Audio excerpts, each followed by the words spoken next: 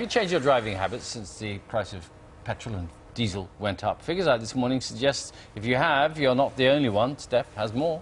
Yeah, I think all of us have felt, haven't we, how much fuel costs have gone up over the last year. It's putting a real pressure on households, and apparently for some drivers it means that this cost is affecting how often we fill up. Now, figures out today from the AA show that petrol sales have fallen 77% faster between April and June compared to the 3 months of the year.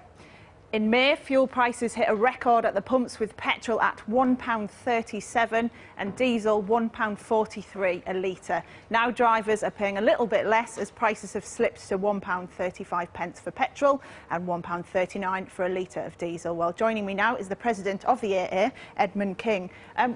Is this really happening? People are literally not doing as many journeys and they're looking at how they can reduce their consumption. Yes, the prices are having a real effect. We did a survey of 20,000 AA members and we found that 76% of people are either cutting back on journeys, cutting back on other household expenditure, or cutting back on both. So it's having a real effect, because obviously if they're cutting back on expenditure on the high street, there's less money going to the shops. And of course, higher fuel prices means higher inflation as well, because all of our deliveries are done by road. So it really is having a dramatic effect. Yeah, we've actually spoken to a couple of viewers on this, and one driving instructor who told us that he's seriously thinking of giving up his business because he just can't afford to run his car. There's a danger, isn't there, that this could really have an effect on the growth in the economy, which is what we're all so desperate to try and kick-start.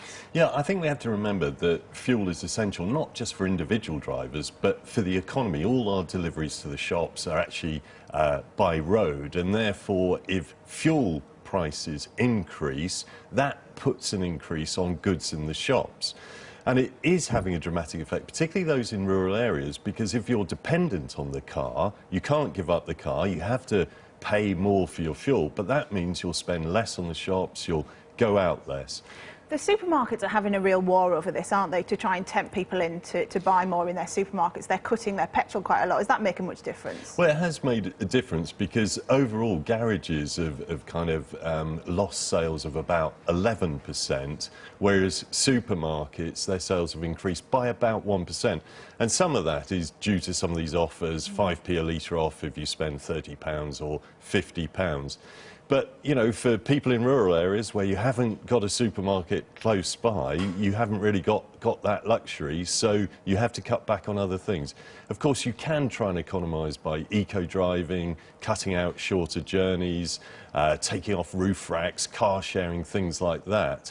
But our message to the Chancellor is, with these high fuel prices, we don't want another tax hike in January, because there's another 3p a litre forecast. OK, thanks very much, Edmund King there from the AA.